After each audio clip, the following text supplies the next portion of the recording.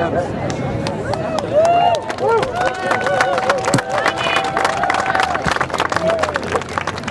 name is Abby Neely. I am a teaching professor in the Geography Department with AAAS, which is the African and African American Studies Department, and with the graduate program at EES, which is Ecology, Evolution, Environment, and Society. I am also the schoolhouse professor.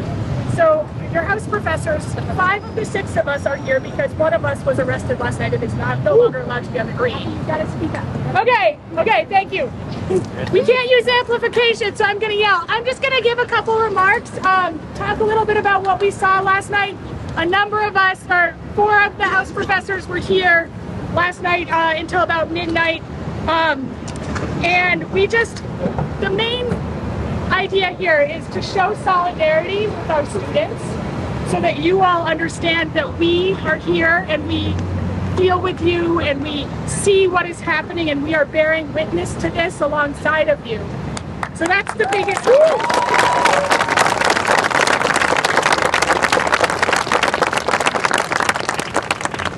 And the second piece of this is that we have a petition for faculty to sign, which is just to request a faculty meeting. That's what the petition is for.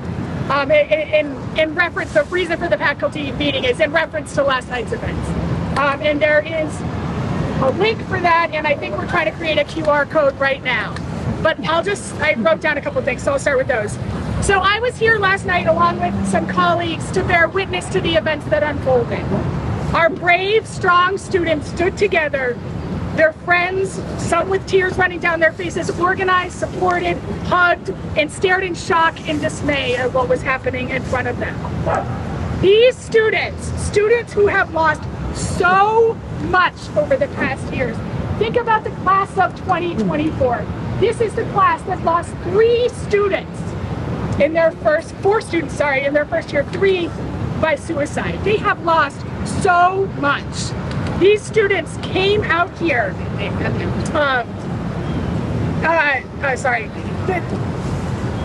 they came out here to protest peacefully, and this rally was nothing if not peaceful.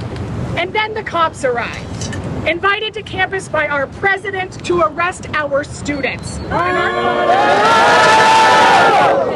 They stood in solidarity, as did many faculty, staff, and yes, some community members.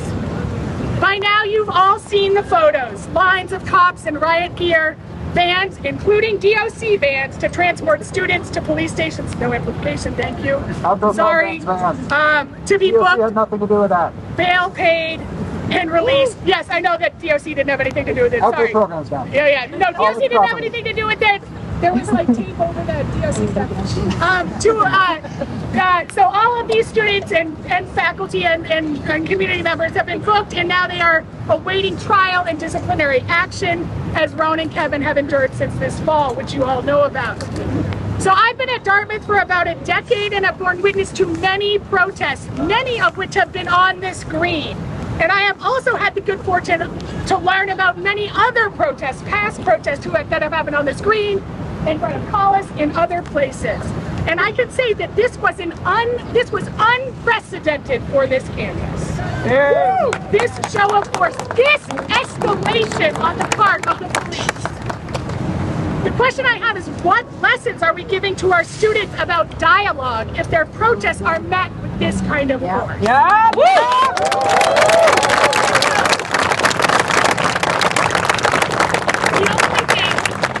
I'm a professor, so I gotta end with a little bit of a lesson. So the only thing I'll end with is I do my research in South Africa, and right now the world is looking at 30 years since the end of apartheid. Nelson Mandela became the president of South Africa. The first free and fair election in South Africa, became president.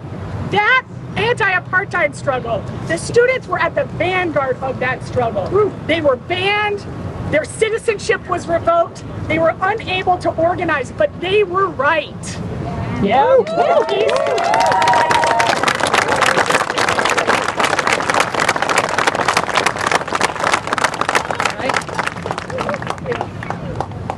I'll be really brief. I just wanted to say I was there last night as well and was horrified by what I saw.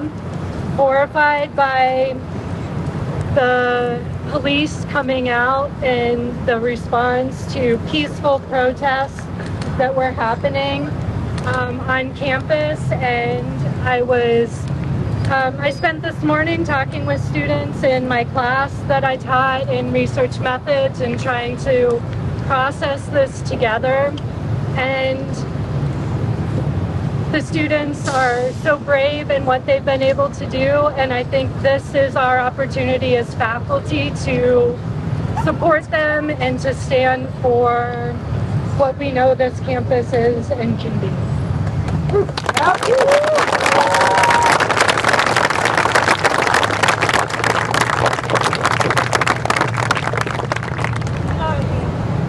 My name's Sienna Craig. I'm faculty in Anthropology, South House professor. We are doing this collectively on the fly with a lot of love and a lot of care. We also just want to note that there are students who are affected by this across our campus in many different ways. Some who agree with what happened sorry, it's very hard for me to talk right now.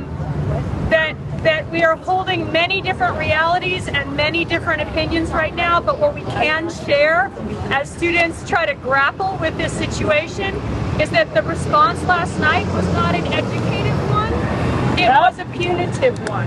And we are here to educate, to talk to each other, to get in the tent and out of the buildings. And this is what I hope that we can continue to do with each other, regardless of where we are on a set of deeply challenging social, political, embodied positions right now. And we're here for everybody. That is our goal also as House professors.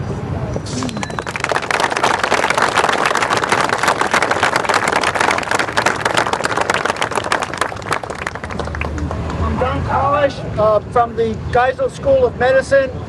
In 1986, I stood with the anti-apartheid students who had an encampment here on the green. And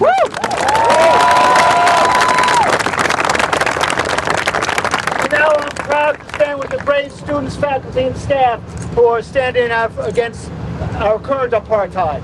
Thank you.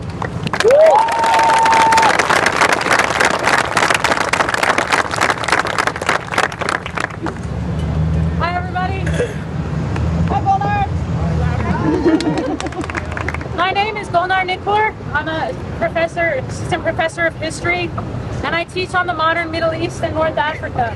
So that means that regardless of their worldviews, backgrounds, political positions, races, ethnicities, or religions, the students who are interested in the modern Middle East typically make their way through my class.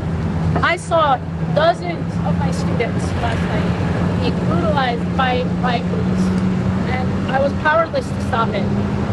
It is the worst feeling I have ever had as an educator. This morning I came to campus and I had a student break down in tears in my office. I had another student ask me if she came to the green and there was a protest, were they going to revoke her ability to be here as an international student?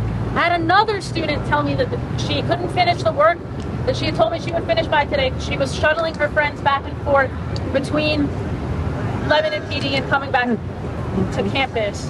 It is the most powerless I've ever felt as a faculty member on this green. I love my students. I care about my students. I care about the ones particularly who make their way through my class, who want to shape the world around them. I tell them that that is what they are supposed to care about, that it is what they are supposed to do, that regardless of where they are coming from or who they are or what they believe, they are supposed to seize this opportunity to shape the world around them. I tell particularly my Middle Eastern students, many of whom come to me and look for some sign that there are people on this campus that care about the things that they care about, that they have to seize this opportunity to try to shape the world around them. And last night I was powerless to protect those students from riot police, from SWAT cars. Today I feel less powerless because you're all here with me, standing here.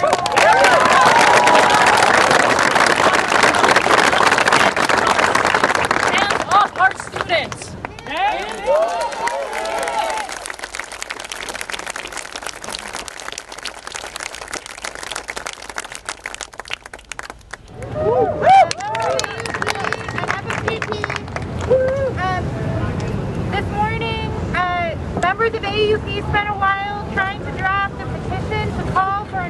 faculty general faculty meeting.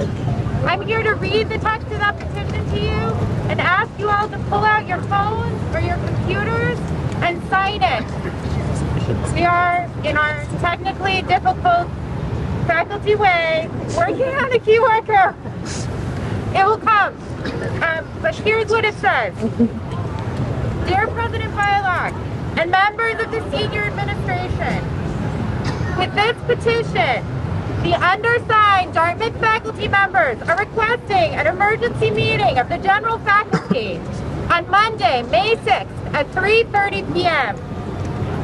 The charter of the general faculty of Dartmouth College states, the steering committee shall call a meeting of the general faculty if asked to do so by a vote of 2/3 of those eligible to vote in any of the 4 constituent faculties, or if petitioned to do so by 75 or more members of the general faculty.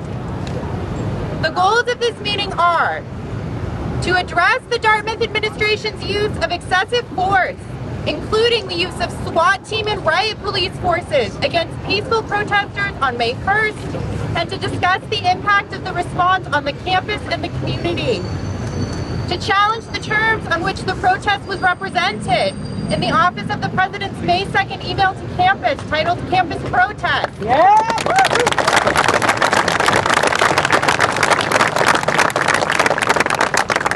To demand the immediate lifting of any total or partial campus bans, unjust academic consequences, and legal charges for any and all arrested students, faculty,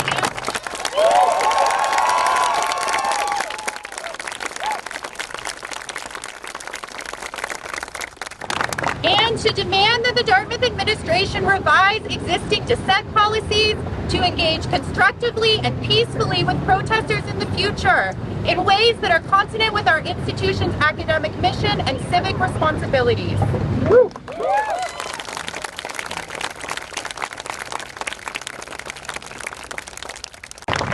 The overreaction to the peaceful protest on May 1st represents an alarming escalation in administrative and police aggression towards students, faculty, and members of the community exercising their rights to a peaceful assembly and free speech.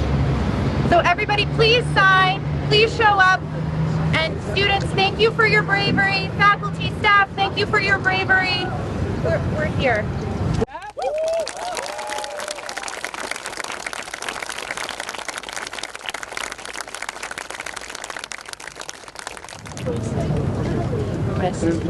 Annalise was brutally arrested. Shame.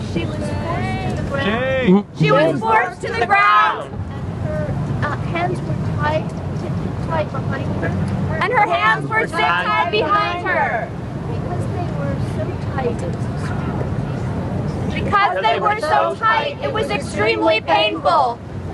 And she asked the cops to loosen the ties because she has nerve damage. She asked the cops please to loosen the ties because she has nerve damage in one hand.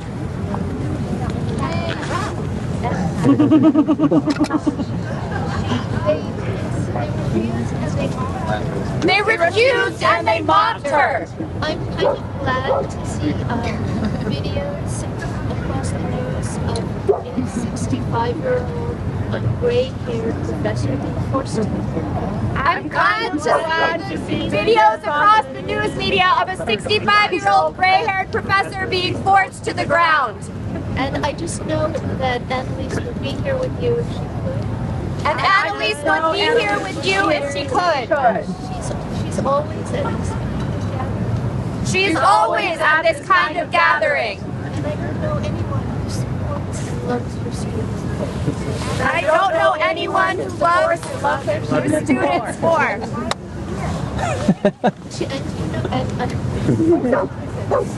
Why is she not here? Why is she not here? Annalise has been banned from campus for 6 months. Annalise has been banned from campus for 6 months.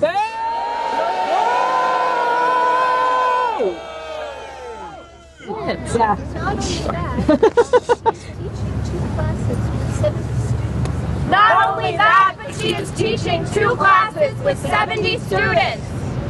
What is going to happen to those classes? What is going to happen to those classes? classes. The administration has accused her of disruptiveness. No! Hello!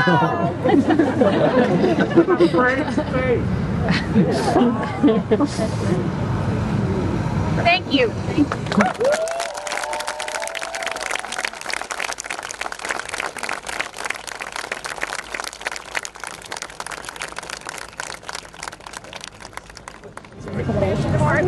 You mean like drive the truck? West House.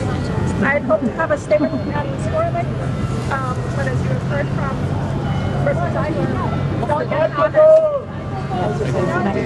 not able to continue this gathering if we had a microphone. So I'm going to just speak up and just say I'm so happy to see so many of our faculty and staff and students here.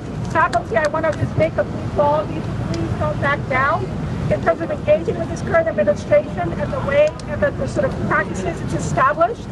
Faculty, she wants to plead with you to not back down in engaging with this administration and how it's been established. We must use our collective voices. We must use our collective voices. And not sort of stay with the status quo. So I just want to encourage you all to please continue to engage and don't back down. Yeah.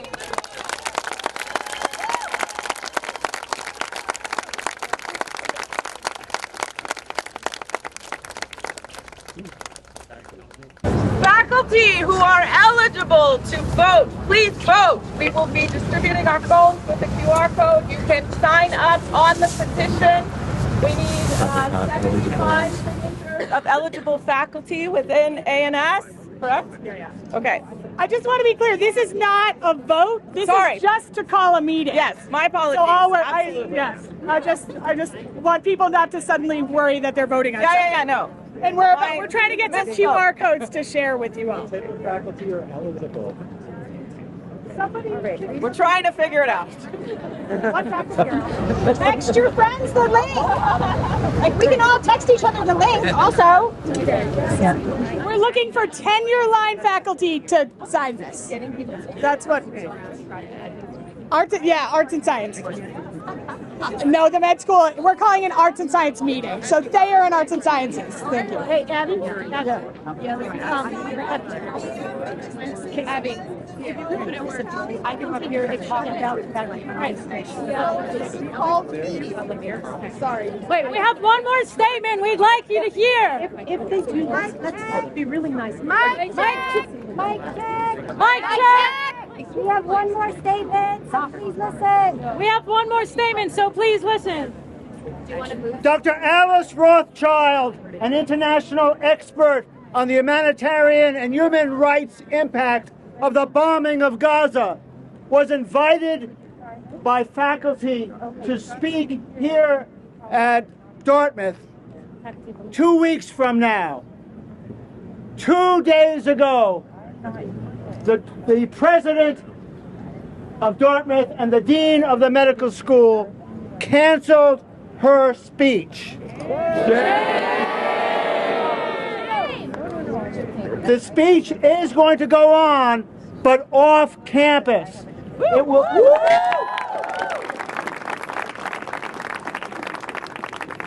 Dr. Alice Rothschild, OBGYN expert on maternal and child health, will be speaking on Thursday, May 16th. We will be publicizing it. Please join us to welcome her and her expertise to demonstrate the impact of more than 34,000 people killed and many more injured in our name. Not in our name. Not in our name.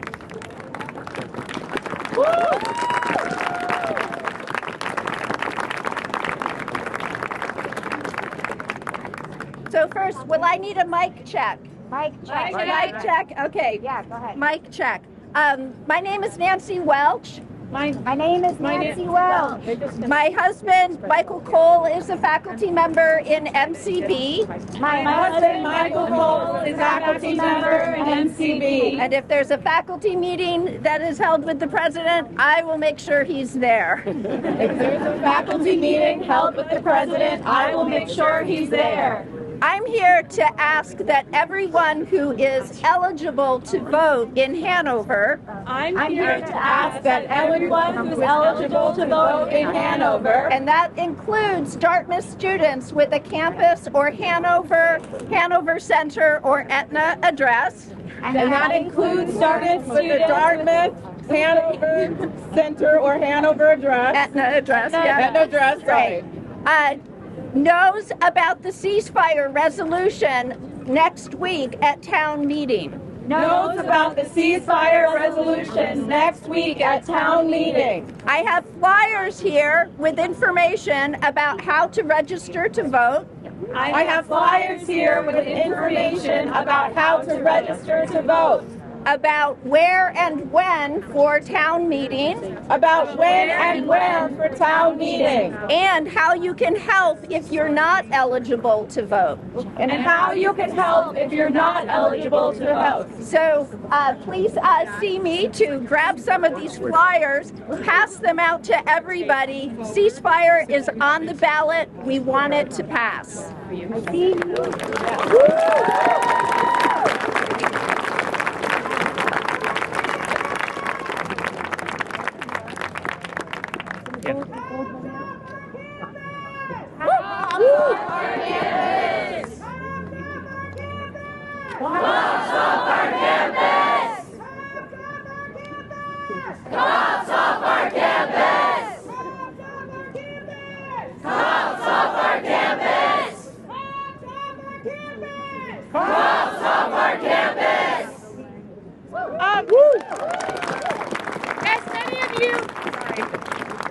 As you all know, our graduate student Gold U is on strike right now, and I'd like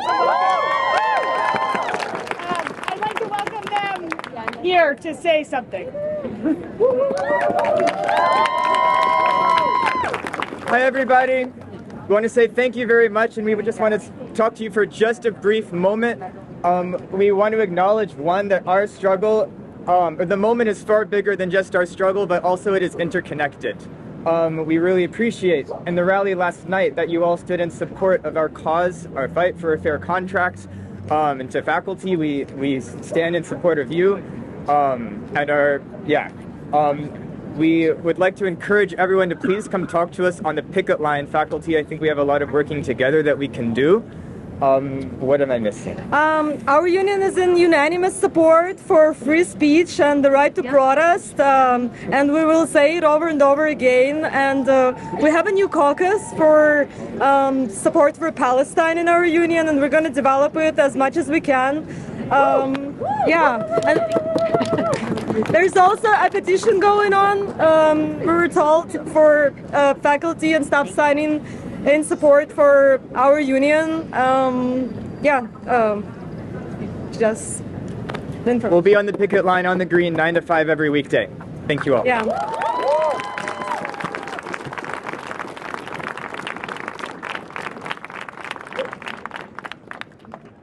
Hi everybody, I'm Natalia. Can you hear me okay? I am a staff member here, and I cannot help but notice that we right now are doing the exact same thing that students were doing last night. Why are we not arrested right now? Why were students arrested yesterday? Ask that question. Why were students arrested yesterday? And staff and faculty too. It was a choice, right?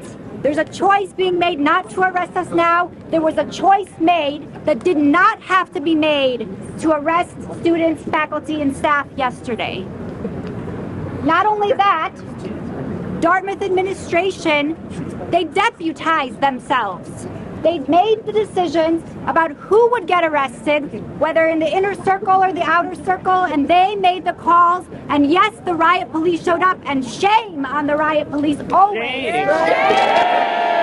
But also shame on this administration for calling the police on their students.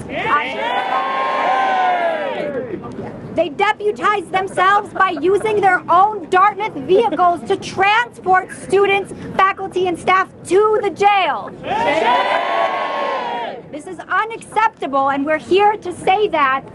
Let them know this is unacceptable. This is unacceptable. Thank you.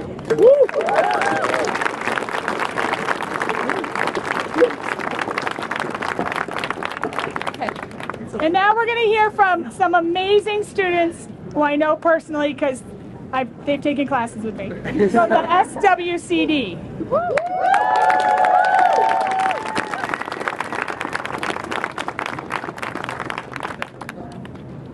Hi everyone, thank you so much for coming out here today. I'm the Vice Chair of SWCD, the Student Workers Collective here at Dartmouth. Thank you everyone, and I'm Najini. I'm the Chair of the Student Worker Collective at Dartmouth. We just wanted to share that within our contract, we have the ability to not only strike over unfair labor practices, but to not cross picket lines when our brothers and sisters in Gold UE are on strike. And yesterday, we were able to effectively shut down student-run cafes across all dining locations here at Dartmouth.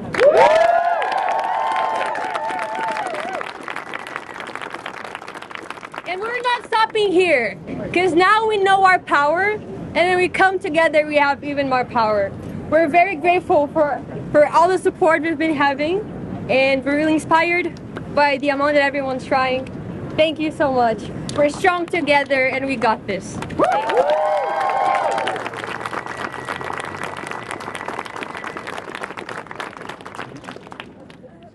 Hello everyone, I'm Zainab. I'm a student, I'm an international student, and I'm also a steward for SWCD.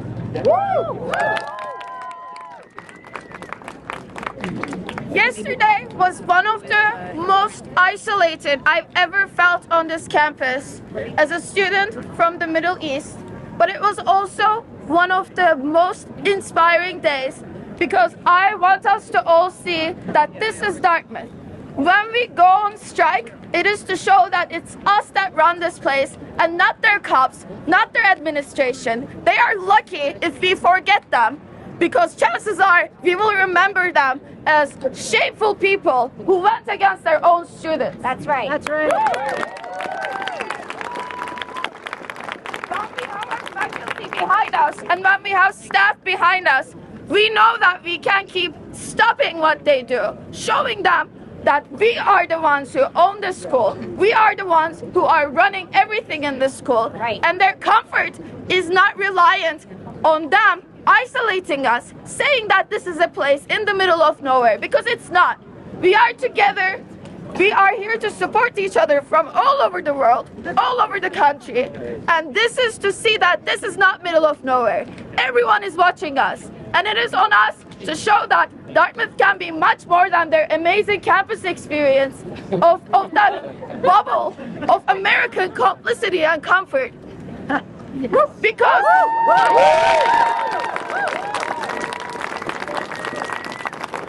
Because my college experience will not be tainted by my friends standing by my side, holding my hand, standing with me in solidarity for a cause they believe in.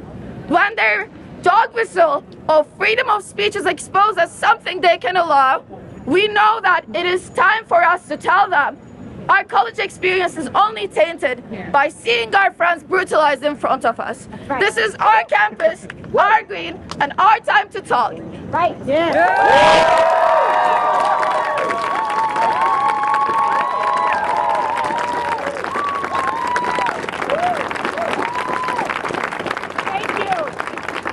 Thank you all for being here. It's really amazing to see you all here, especially after what happened last night. Please, if you're a tenure-line faculty member, sign and share this petition. Sign and share the petition. And I think we're going to close whatever, if this constitutes a formal program, we're going to close it now. But thank you all for being here. What's happening right now?